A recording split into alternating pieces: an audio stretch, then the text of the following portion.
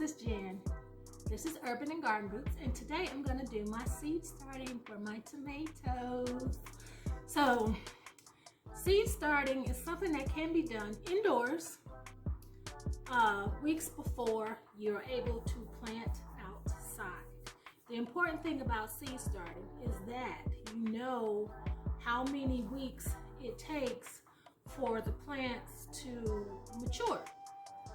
And you have to know that, and you have to know what growing zone you're in so that you can identify your last frost date, because you do not want to put out any plants before your last frost, because they shall die and go to the forever yonder, and all your hard work would be for naught.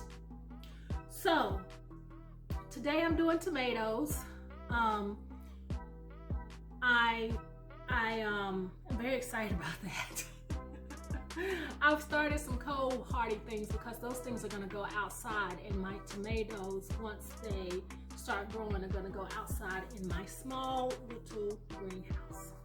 So the first thing that you do when you get ready to start seeds is you select the seeds that you want to grow, obviously.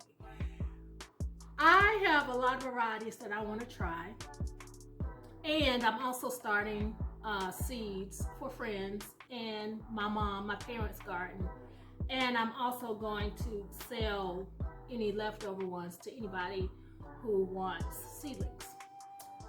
So the ones that I want to show you guys that are unique and I'm very excited about. Basically, another thing too is I will do an in-depth video about tomatoes and indeterminate, but basically indeterminate means that tomato is going to continue to grow until it gets killed by the frost. But a determinate tomato is one that will grow and it will stop at a certain point. And one for sure, I think, I want to say aroma is determinate. Cannot remember. Let me see. Let me put my glasses on. I know I can't see. Hold on.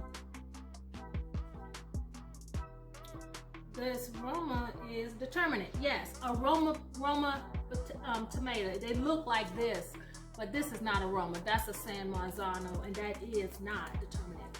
But I'm gonna do this. This is like aroma. That's something that I want to try. This one is a green zebra. And that is a slicing, like a medium-sized tomato. I'm going to be starting that. And I'm going to be doing a black beauty. I'm sorry, y'all, my stomach said hello. A black beauty. A Paul Robinson. I'm doing a lot of them, y'all. I got some issues. Pray for me. I'm addicted. So, anyway. We're gonna get started. So the first thing I always want to do, and I want you to do as well, is to go ahead and make your markers. Whoa. So every variety that I'm making, I have put a label on my markers, on these sticks. And on the back, I have put the letter C,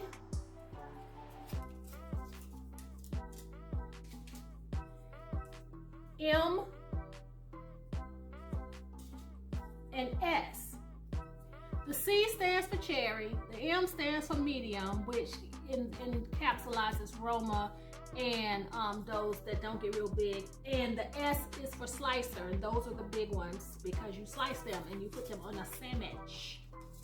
So that's what you do first, is you make your markers. So once you've had your selection and you've made the markers of everything you're going to plant, then we're going to get in the dirt. Sorry about that, guys. I'm actually boiling some water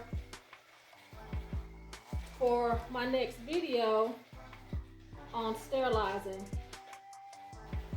Okay. So I wanted to show y'all the pink ones. These they were pink last year. So these are the pellets. And they're covered with pink stuff. I don't know why. I don't know why, but there it is. So let me see if I can bring y'all. I'm sorry, I'm not that savvy today, folks. Oh, I know what I can do. Hold, please. Oh my goodness, I just did that and I thought I was recording and I was not. Okay, so let's do that one more again for the folks.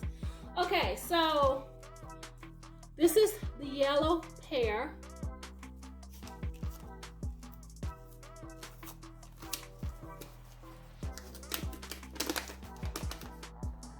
I'm gonna do two. I'm doing 2 in each cell. Why? Oh, crud.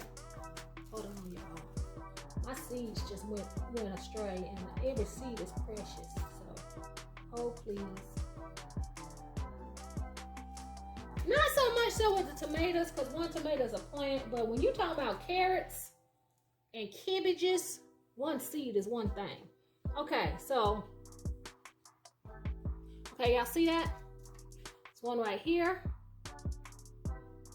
The other one's right here. So I'm going to tap it down just a little bit,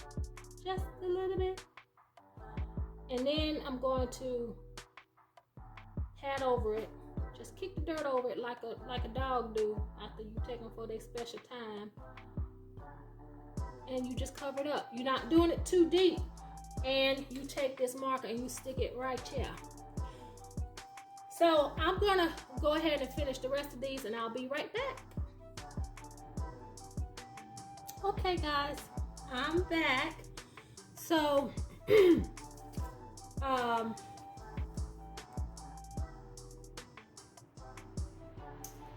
have one more to do, so I want to show y'all. So I got all of these other ones in here, so I'm gonna do one more, and that's my honeycomb.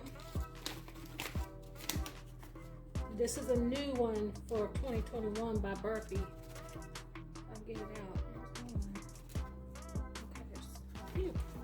Okay, so I put one right here, and then I put one right here. Not too far. Oh, that's 2. Can't do that. Come back. Okay.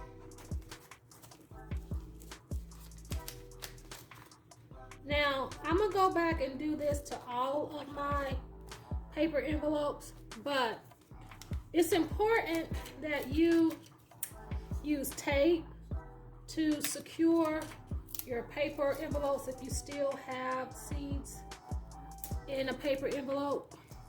I transfer mine over to various things, but for the sake of time, I'm just gonna put a piece of tape so I don't lose the seeds.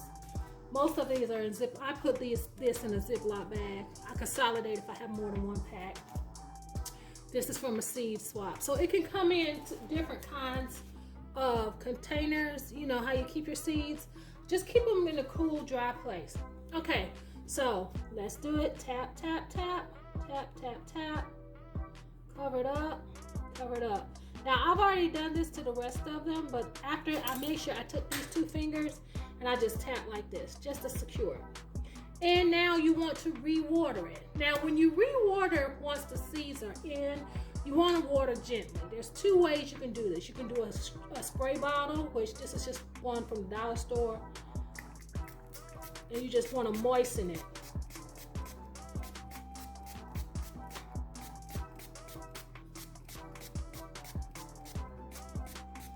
Just want to moisten it. Or, I don't know if I did that square or not. Or, this is one I like to do better. This is a water bottle with holes punched into the lid. And I just like to use that. That to me is better. It's more. I need to get a better hole punch. You see how my water going every which way.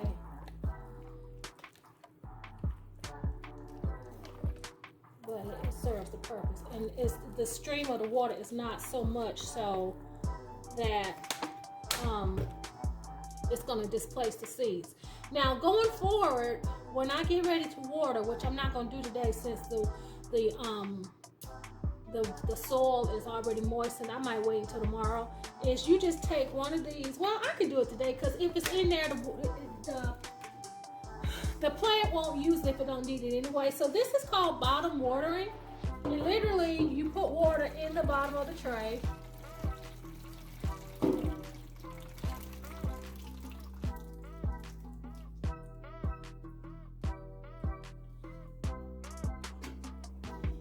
And you just set it in there. And as the plants need it, they'll take it.